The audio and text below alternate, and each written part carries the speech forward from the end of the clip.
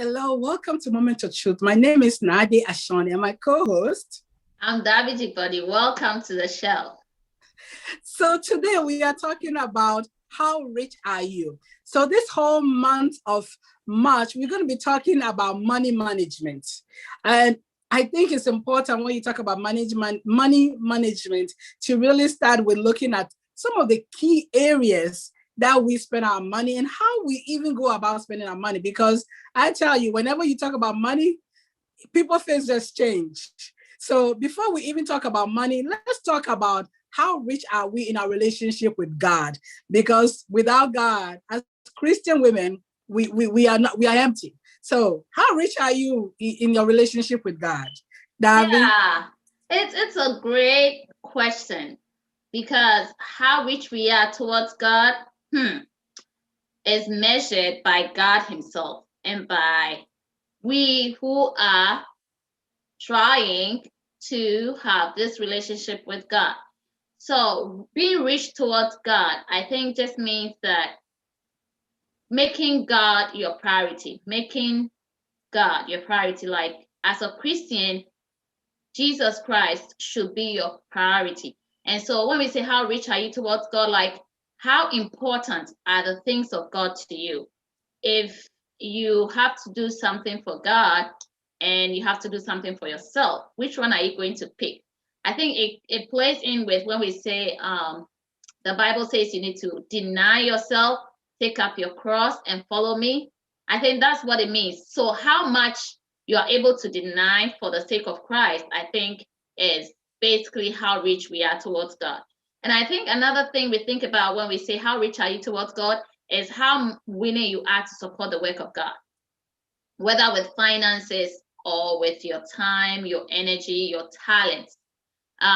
Sometimes people are quick to judge others because they think they are not doing something in particular, but everybody's situation is different. And God knows, He says, to whom much has been given, much is required.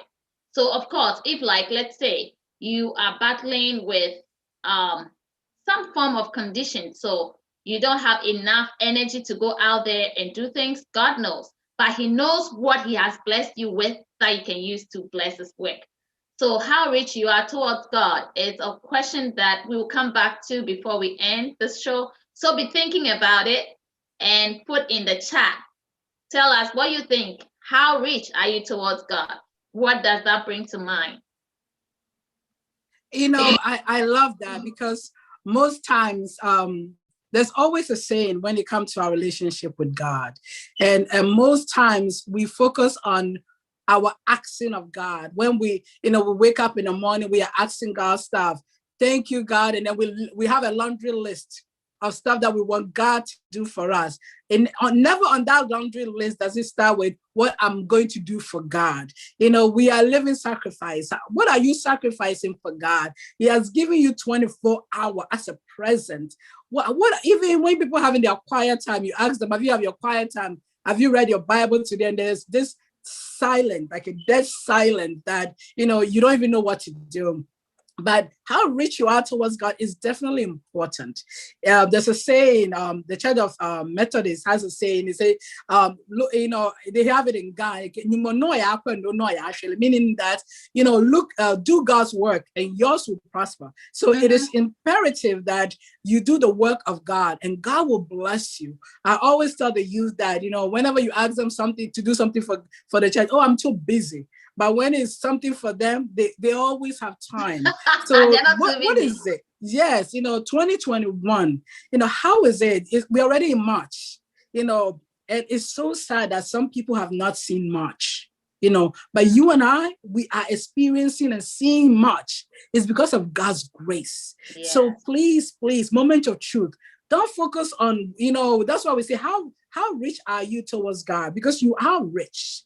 But we don't focus on our richness towards God or how God has made us rich. We focus on what we need, what we want. And at the end of the day, we deny God. We deny the power of God in our lives. So today, I'm encouraging you in the month of March, I'm encouraging you to think about how rich are you towards God. And when you focus on that richness towards God, I'm telling you, our God, who is faithful, will bless you with so much more than you can even think or imagine. And that is Yes, his grace. yes. And you know what? Like when I used to be in middle school, I learned about seek first the kingdom of God and his righteousness and all other things to be added unto you.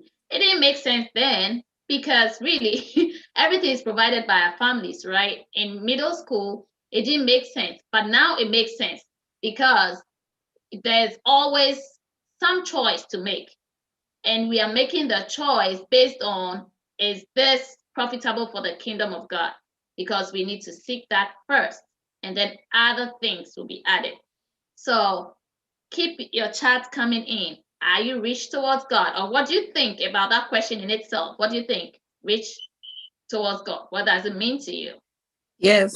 And if you continue to think about that, I think it will also help, it will change your mindset. I think when we think negatively, or one of the things, we are pessimists. We always think about, negative thought, negative actions. It drains you. We want you to be optimistic. We want you to really think about what God has given me that is making me so unique, that even my life is a reflection of that. And what is it? What are all the blessings? They say count your blessings and name them one by one. That means that you are seeing God's hands in your life, and that is God's richness. That's how rich you are towards God. If you can see the positive things that God is doing in your life, I'm telling you, it will open your eyes to all potentials, and it will let you understand and appreciate God's grace in your life. Amen. So today we're going to be talking about money. You see, it is believed that money is the root of all evil, but it Yes. is a root. Okay, so that is why we are starting with being rich towards God, because we do need money to live in this world. Of course.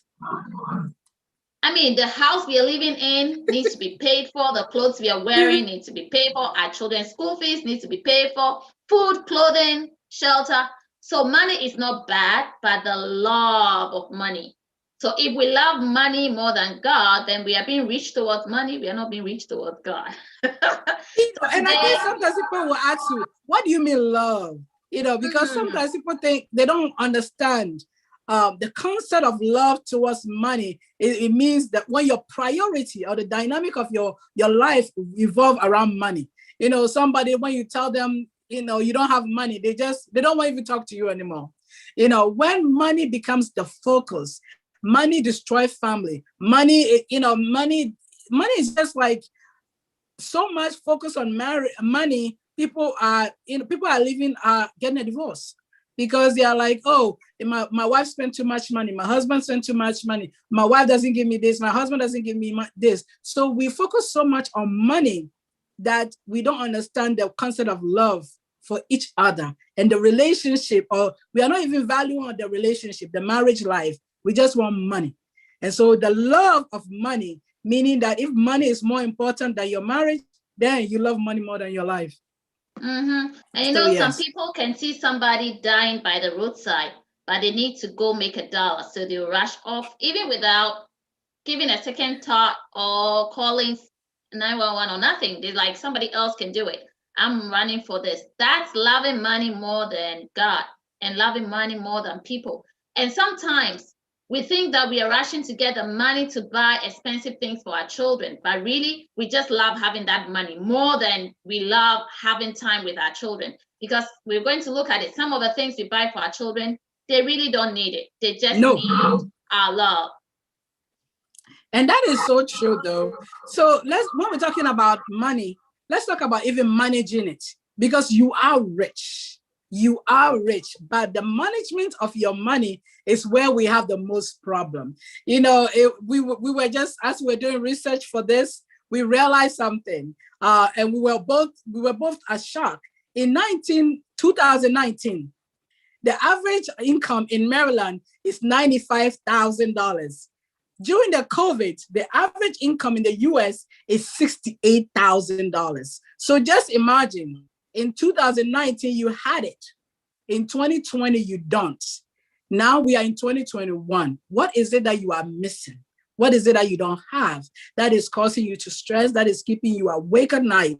I'm telling you, money is one of the factors. So let's be realistic when we talk about money, because when you don't manage it, it doesn't matter how rich or how much money you make. If you don't manage it well, you end up owing more than you actually made in a year. So let's be real. That's So right. That's right. That's very, very true. So, for example, today we're going to talk about money, and we are assuming that you're making some money. So that's the assumption we are starting with. We are saying that you're making some money, like you're working and you have some income coming in, okay?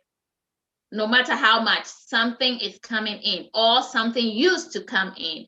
And then we're going to look at how can we make sure that we manage that money so that we are rich towards God, so that it brings glory to God. Okay. So let's start with budgeting. When we say budgeting, I don't think people like that word, but I have come to like that word.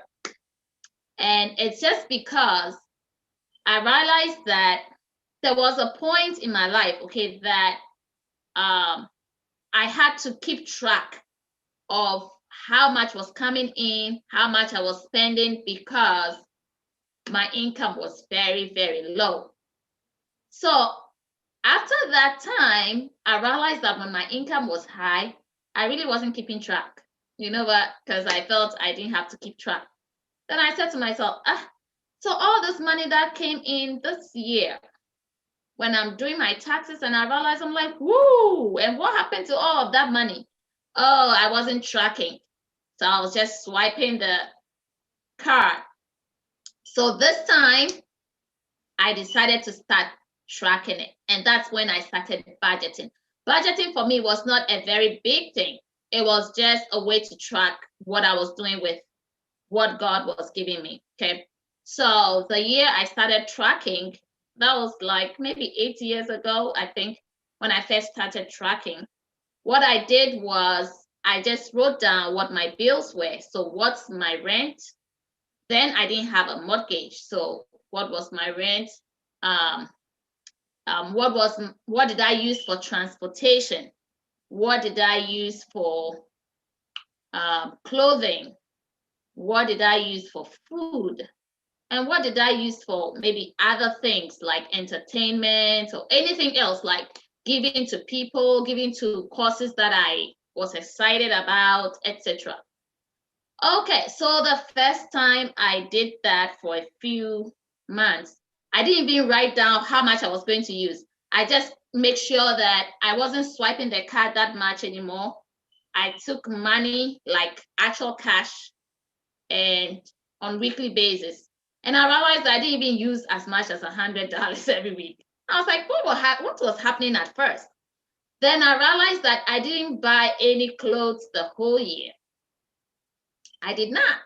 And the rent was okay. So that was the main thing that was recurring. Then food, I saw that I'm buying the same kinds of food all over again. I have to do something about it. But food didn't take much money. Then I looked and I saw that, what took much money was giving $20 to this person, meeting that person, giving $10, that is what actually was taking much of the money.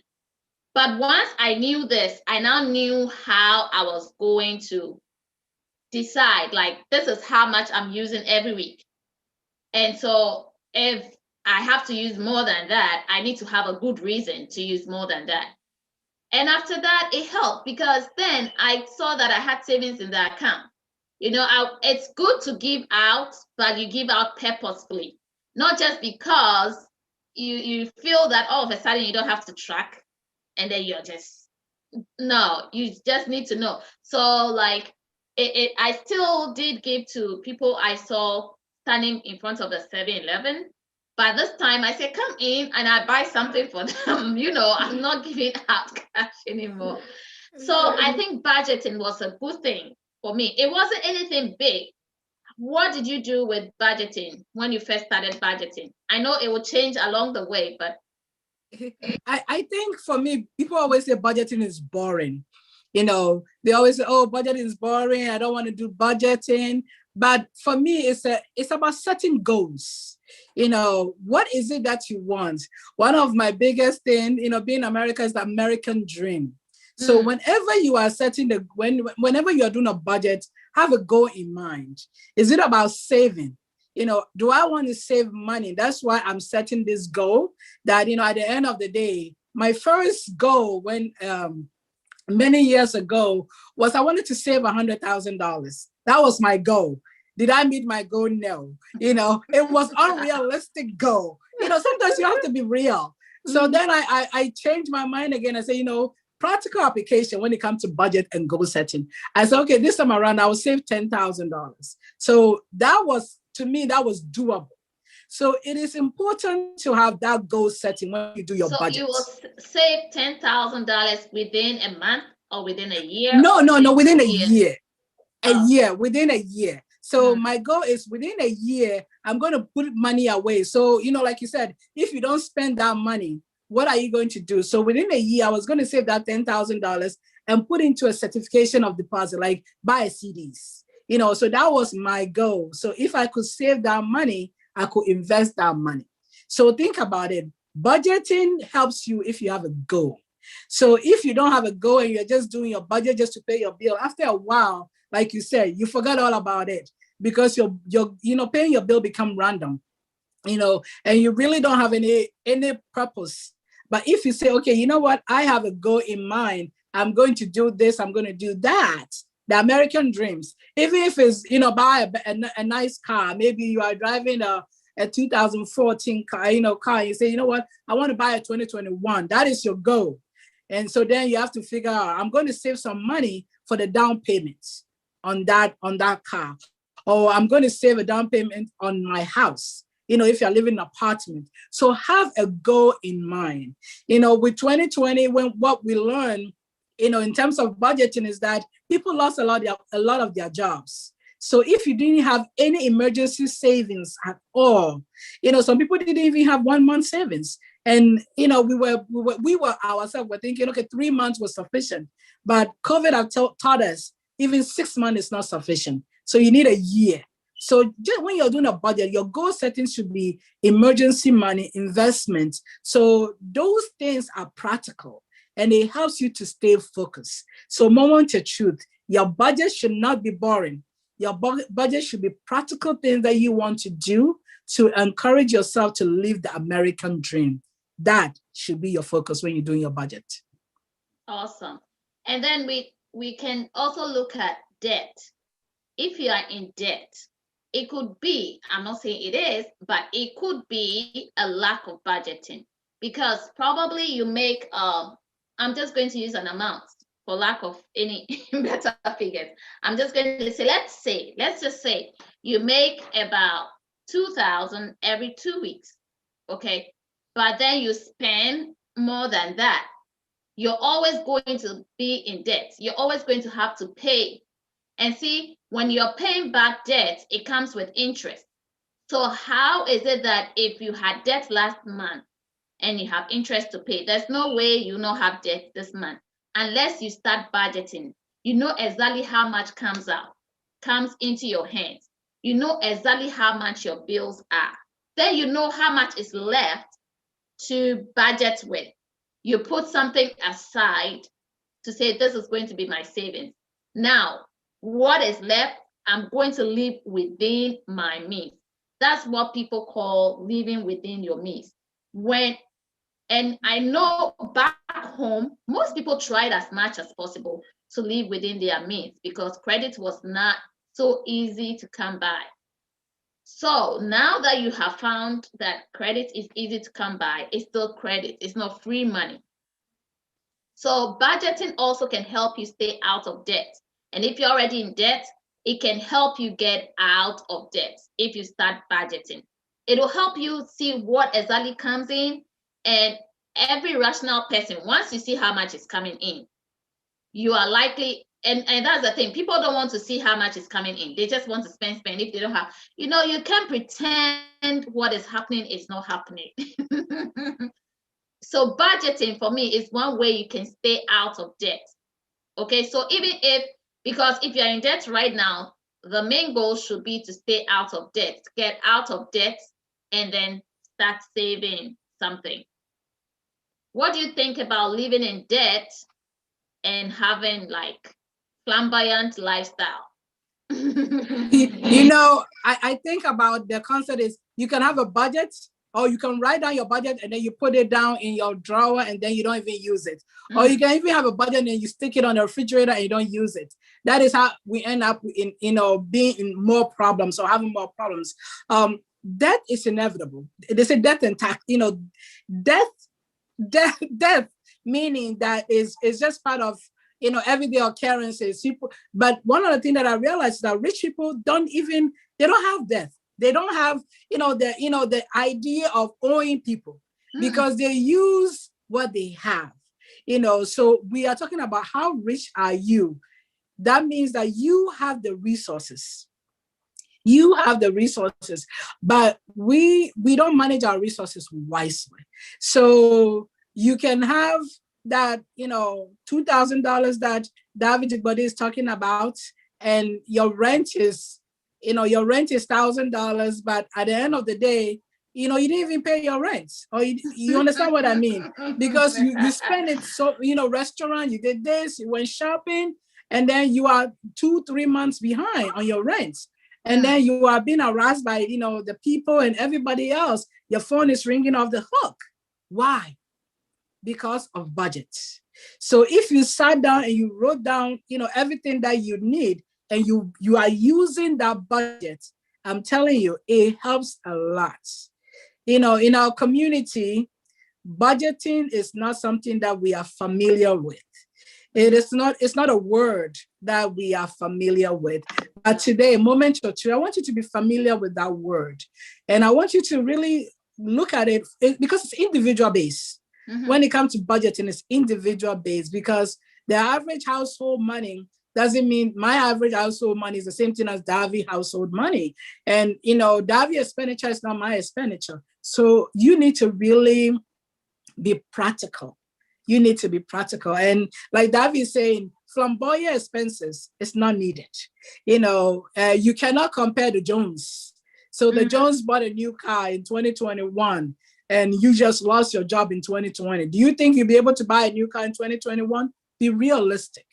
That credit card that came through the mail and they're telling you that you have, a new a limit. Do you really need that credit card? You don't. So those are the things that we talk about when you talk about, setting yourself up in terms of the budget. If I have a budget, I'm sticking to my budget. I'm telling you, you have a peace of mind, most importantly, and secondly, you are able to save money. You're able to save money. So Davy, giving yourself a limit for your budgeting, did you give yourself time when you are setting up your budget, or is this something that you do all the time that you don't even think about it? So since I started budgeting, I just know every month how much I want to save. I know how much will go into bills, and I know how much is left to do some good out of and to have some fun with. So that way, it's like if this week I spend more than I should, I know that I have to maybe squeeze next week out of that. So it's like with time, it just became natural. As soon as my income comes in, I know how much is going for side. I know how much is going into my savings, and I know how much the rest of the bills are. And the very first time I got in a house, I was like, oh, that's too much money going. But now I've gotten used to that too, So it's just that sometimes we want to keep up appearances. And that's the thing. If you are one who is very interested in appearing as something, then you're going to have issues. That's where you need to pray to God to help you. Because the people you're trying so hard to impress really are not impressed. Okay, nobody's looking. It's you thinking that everybody's looking. No, nobody's impressed. So don't go around trying to impress other people. I know people back home in Ghana. I knew somebody who wore a new dress to church every Sunday. It was her thing. How did I know? Because my sister is a designer. She designs this lady's clothes, okay? And every month she comes for 4 new dresses, one for each Sunday. And for all the years I knew her, that's what she was doing. I don't know if she's still doing that. But come to think of it, who wants to do that? Why do you have to wear a new dress every Sunday? So what happens to the old ones? Like, and she wasn't somebody I knew that used to give things out to the orphanage. So what exactly is going on here? Stop trying to keep up appearances. It's not necessary. Okay, it's not necessary. Those even on television sometimes repeat clothing. So if you're not on TV, I don't know why you're trying not to repeat clothes. And sometimes those things just put you in debt. People actually buy designer clothes on credits just to wear once and put it away and go credit. I mean, if you should go into your closet and look at the things there. I know people have things that they've never worn. I knew somebody who was cleaning her closet. I was actually helping her. She had so many shoes that she didn't wear. Hers, I understand. She gained weight, and so maybe that's why she never wore those shoes. But how did she manage to buy so many shoes that she never wore, though? So don't try to keep up appearance. Everything you see, you don't need to get it at once. And that's one thing I learned from middle school. It was called impulse buying. If you didn't plan to buy it, and it's not that it's something you need that is on sale, try and come back again. It's not going to disappear just like that.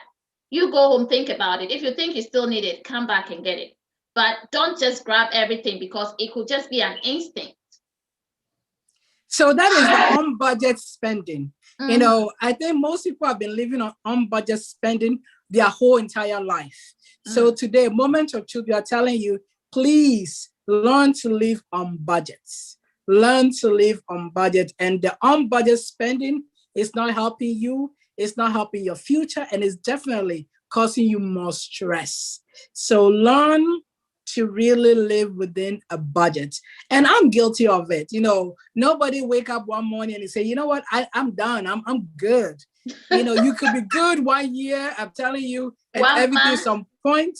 And then the next month and the next month, and it becomes a vicious cycle. And the next thing you know, a whole year has gone by and you haven't even, budget anything, or you haven't lived within your budget. And it's not healthy. When we talk about being rich, how rich are you? We really want you to look at your expenditure and really track it. So remember, your budgeting helps you to stay focused. Now, tracking your expenses, that is another way to manage your money. David talked about the mortgage. When you live in an apartment, the apartment money is not the same thing as living in your own house and having a mortgage. And the apartment could be everything is inclusive.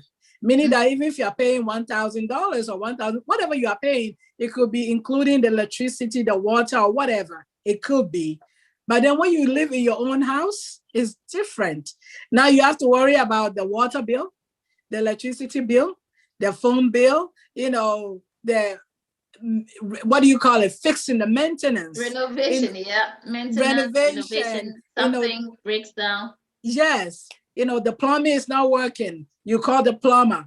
If you live in an apartment, the plumbing is not working. You call the maintenance people with the management, and management will come and fix it. But when you live in your own house, you don't have that. The heating is messed up. You have to fix it.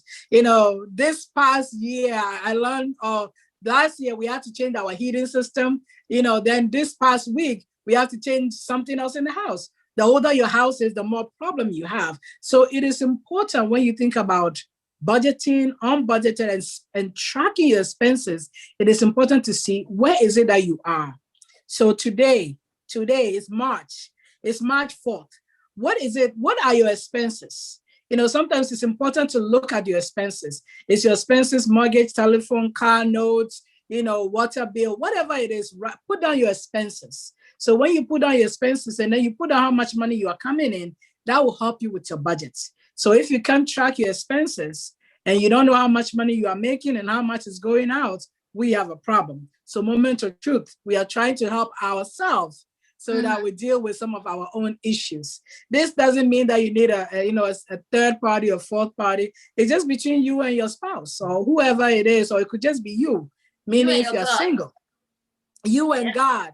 You and God, and just being real thankful for, God has given you a job. Some people have lost their job in 2020. You still have your job, you have your income coming in, but you are not managing that money well. So it's between you and God, sitting down there and say, you know what, God, this is how much money you gave me this year. And last year, or whatever, this month, I just want to make sure that I'm really being truthful to you, but I'm also keeping down my expenses and tracking down. That is important.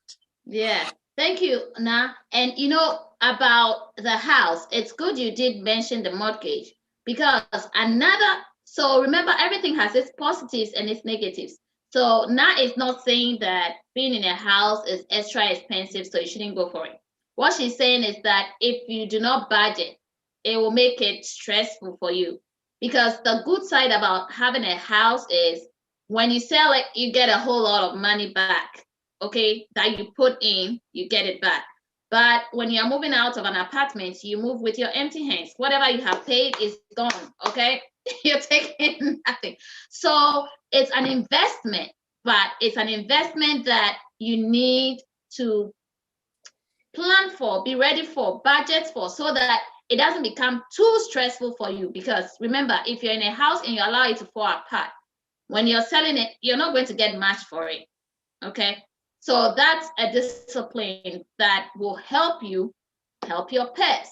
And then remember, if you did not lose your job during the crisis, this coronavirus crisis, COVID-19 crisis, if you did not, we thank God, and we are hoping that this session we are having together will make you think again about ways that you can budget.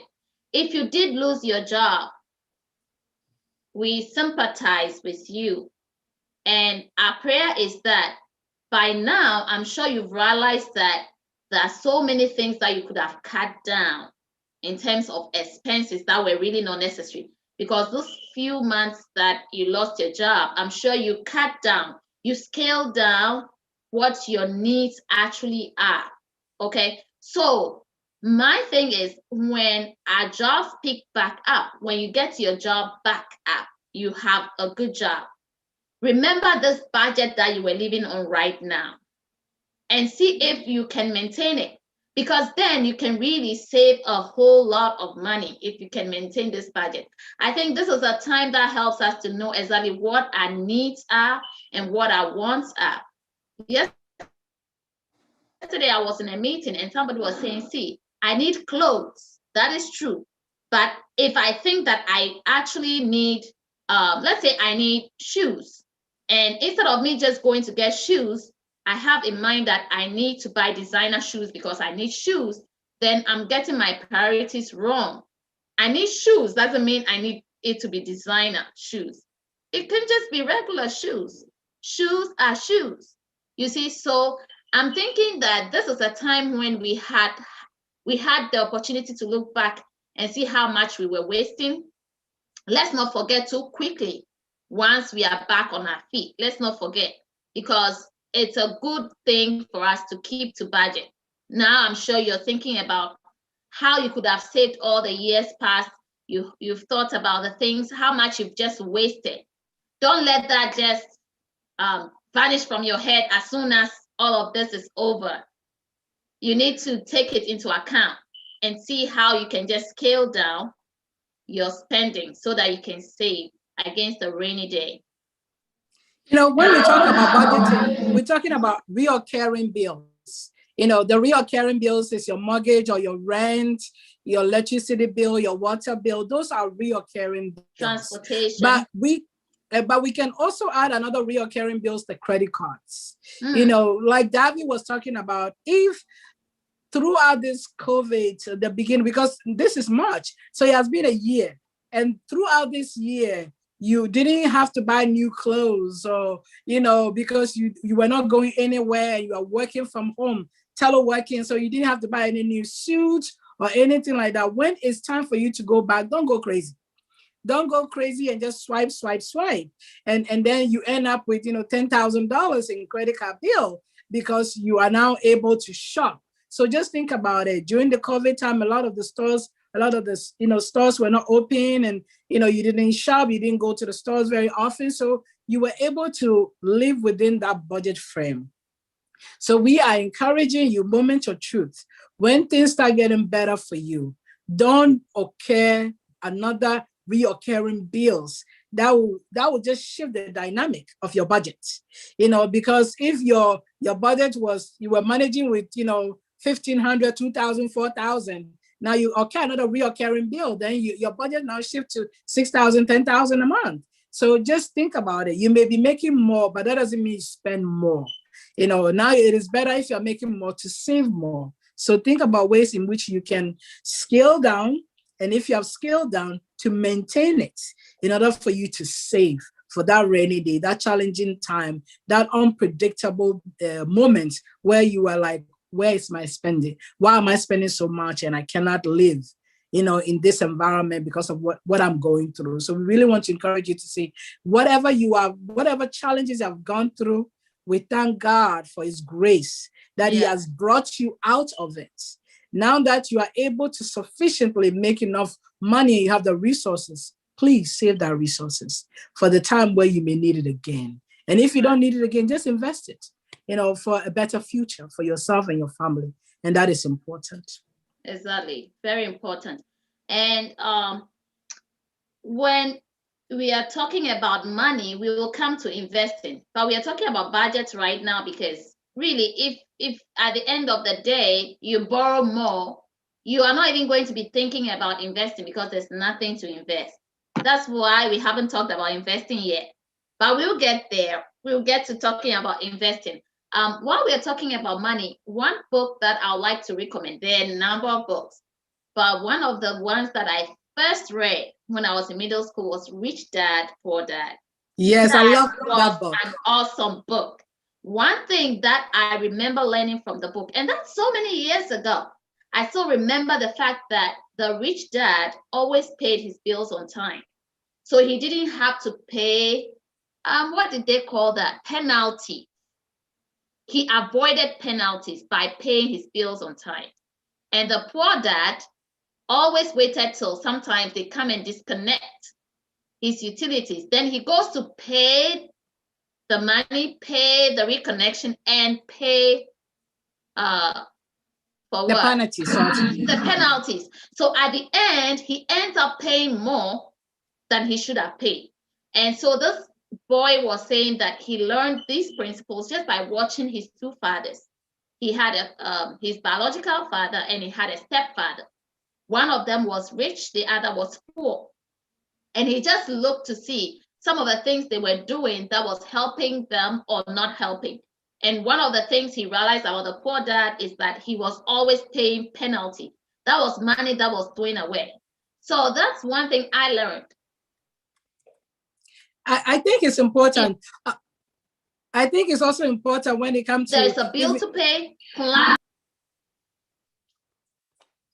Technology is wonderful. But one of the things about bills that we always have to think about, or when it comes to budget, is that making sure you're paying the best price.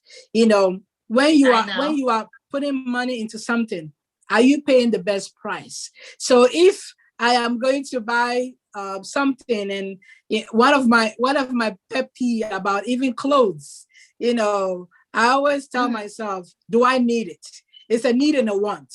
So if I'm going to buy this clothes, and a lot of even our people, even in the Ghanaian community, you could buy a cloth and it costs you so this much, but when they are sewing it, it's going to cost you more. So I personally would say, unless it's a need, I'm not going to get it sold. I'll go to, I'll wait until I'm going to Ghana and I'll get it done. But I'll go to the store and buy, whatever I have here, and I'll wear it.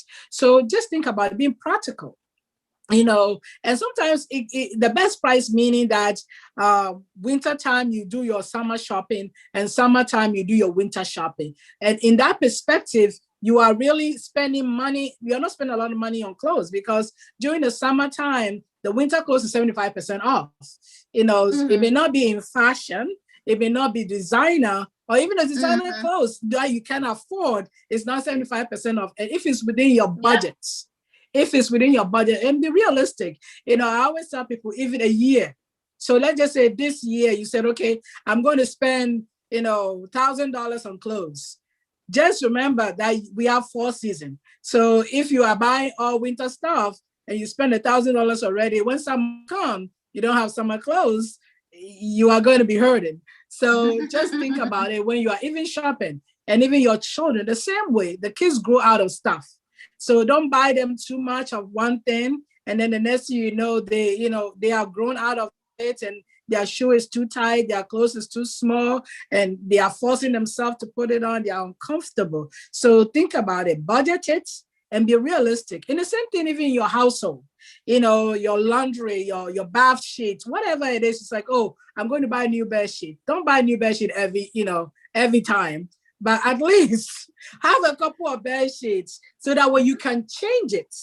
So that way, you don't use the same and then it run out. But that's the price, paying the best price.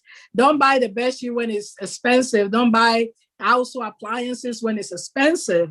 Buy it when it's reasonable price, when it's on sale. And then you have that to help you with it. And that is important. I know some people do not like thrift stores. I think that what you get from thrift store depends on what it is that you're using for. There are some things that you should not get from thrift store, but there are things that you can get from thrift store. Okay, so it's you weighing the options. Know what you can get, where you can get it at a good price. If you don't want to sweat and then throw that money away, trying to appear as something that you're not. See, first of all, you need to be who you are. Like, you need to be comfortable with who you are. The problem is people try too hard to impress people, and the people you are trying to impress really know you're just being too much, okay? For example, why will your child go to school without a backpack and stationery, paper, book, pencil, no backpack or empty backpack, but then you're wearing designer shoes? We are in tax season, and that's the time we see people, as soon as they get their tax money, instead of investing it or using it to cut off some debt, trying to get out of debt or trying to earn some income, the first thing they do is run to go and get designer shoes, and sometimes designer jackets, or sometimes a designer bag that is empty. And then they're looking up to other people to hand them down something. That is not being economically wise, really, because that designer shoe alone could buy a whole lot of things for that child to be comfortable. You see? Instead of having just one uniform that is dirty by the 3rd day of the week, they could get a decent number of uniforms. They could get some decent kind of bag, decent shoes, and decent stationery, and still have something left to treat yourself with. So the fact that the neighbor next door wears, and so this competition really needs to stop, because it's not taking you anywhere. It's like you're digging a pit and you're in the pit while you're digging it. Let's talk about competition. Why are we competing with the people around us? What's going on? Remember the Joneses. Everybody said we think You're about keeping up with the Joneses. Yes, appearance. But I think it's important when we think about it is even in big purchases, save towards the big purchase. So that way, if I'm going to buy it. Like I always think the car is what everybody see. After you buy the house, the car is the second thing. And you can see people's garage and their parking lot, and they have 3 or 4 cars. And you're like, wow, do they need 3 or 4 cars? If they can afford it, don't get me wrong. If I could afford it, I will have my 3 or 4 cars. And that doesn't mean you're going for a loan to afford it. If you're saying if you can afford, she's not saying if she can get a loan to afford it. Because I personally don't think, I don't see the need to have 3 car notes. I don't see the need. If you have 1 car note, that's fine. But if you have 3 cars with 3 car notes, that to me is not wise. So if I have 1 car, maybe I already paid for it already, and now I have the opportunity to get another car. Yes, maybe your car is maybe 7 years old, and then you want a new car so that way you have a second car, so you're not putting a lot of mileage. Whatever it is, your big expenses, budget towards the big expenses. Don't just go and buy the car because somebody you go to talk a loan because now your credit score look good. So you went in and you have a second car note and and a third car note, whatever it is. Or you bought, in the olden days, people always buy the flat screen and this. Now you don't need to. I honestly don't think you need to. But that is just me. The big expenses right now should not be what we are focusing on. But if you need to do those big purchases, save money. Save some money. Have the budget and save towards your goal. You say, okay, this is my goal. Even if your big expense is a vacation, a cruise, whatever it is, have that big expensive something that you work towards so that when you get it, you really appreciate it and it's not more of a headache, because your big expensive could add more into your recurring bill. Unless it's an emergency, your water pump die, your heater die, your car break down, you have no choice. You have to buy that big expenses. But if it's a luxury item that you want to add to your other luxury item that you have, then please save towards it. Don't rush towards it. Yeah. And so we said we'll talk about investment. So we're going to talk quickly about investment before our time runs out. So when we talk about investment, people think that you always have to save money in order to invest. But really, that is not the actual truth, okay? There are some investments that you can do in bits. When I say in bits, it means that it's something you can put money in, a little bit in every month, and it's building up, okay? So there are other options. It's not like you have to save until you have 5,000, then you go and invest, or you save till you have 1,000, then you go and invest.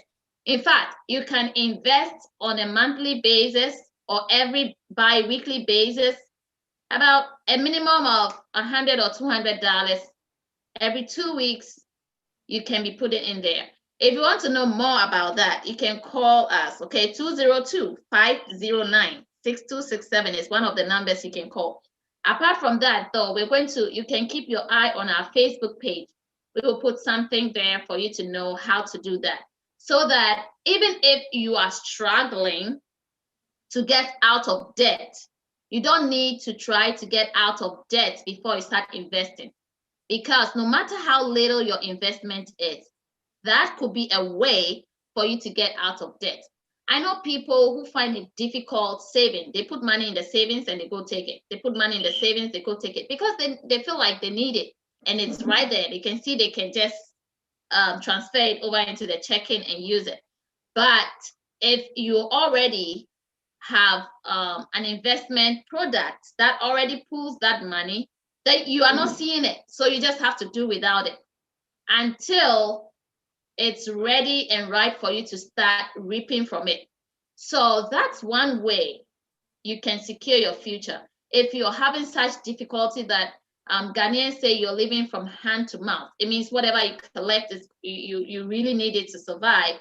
Then one way to do is take a little bit and make sure that you are not even the one taking it. Once you have taken on the product, it will, just like our taxes go out before we get the money, it's the same thing that will happen. So you'll not even see it. You've already made that arrangement and it's going. And that can help you because we have people who have nothing, like you have no investment for your children, nothing for yourself. If something happens right now, you will need to go find either you have to do GoFundMe, or because sometimes it's even at a point where you have maxed on your credit, and so you are no longer credit worthy. You know, that is something that disturbs us. I mean, in our community, we want to see everybody doing well. We know you work hard. As for working hard, you work hard. But it's about time we work smart. You know what to do with your money so that while you're sleeping, your money is working for you. Over to you now. And that is important. You know, I love the concept of my rich dad and my poor dad. And I love it because it is very practical. The rich dad actually did not even get a college education. The rich dad did not get a college education. The poor dad, who happened to be an educator, a teacher, you know, is the one who is struggling. So it helps me and you to understand that, you know, money management is not something that is taught in the schools. You know, we don't have budget 101 in the school system. That I will tell you, it's not a degree that you know, if your finances, is not about budgeting per se.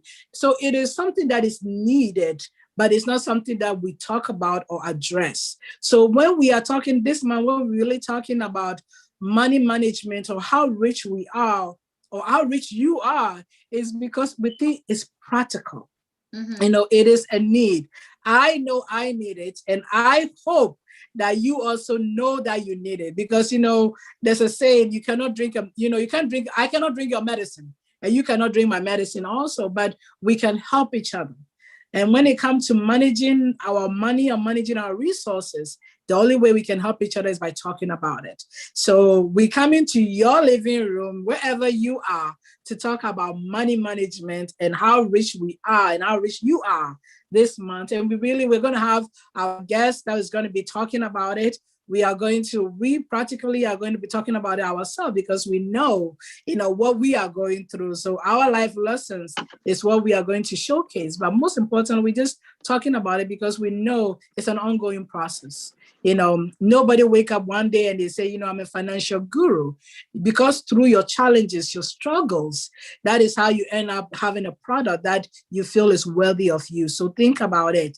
Money management, how rich you are, you know, whatever it is because of God's grace. So when we're thinking about resources, when we're thinking about budgeting, when we think about investment, even big purchasing like buying a house, and we'll try to get a realtor here also to talk to you about what are some of the things that you need to get done or do. You know, sometimes we think I've done this already. How come I still don't get the realtor who is going to get me the house? And sometimes it's not just the realtor who's going to get you the house. It's just certain things that you need to do to be ready. And then when the realtor come in, you are ready. And then all you have to do is look at the house, choose your dream home, and then sign the paperwork. But if you are financially not ready, the realtor will come in. The financial people will come in. They're like, no, we are not going to invest in you. And then you feel all depressed over it. So we really want you to be ready and financially wise. And so how rich you are is because of God's grace and mercy. Yeah. So Davi? Yes, thank you so much. So if you are home, in your office, in your car, wherever you are and you're hearing our voices, remember to like, share, and subscribe. One thing is, right now, I'm glad that we've gone past the stage where people think when you're talking about money, then you're committing a sin or a crime, because we all know that the Bible says a good man, a good man leaves an inheritance to his children's children. And we know he's not talking about an inheritance of debt, inheritance of bad name, bad reputation. That's not what God is talking about. He's talking about leaving something good behind, a legacy for your children and your children's children. And I think that being able to leave a financial legacy is a good thing too.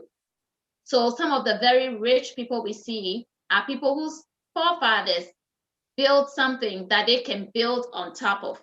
So you don't want to leave debt. When you are no longer around, you don't want to leave debt to your children.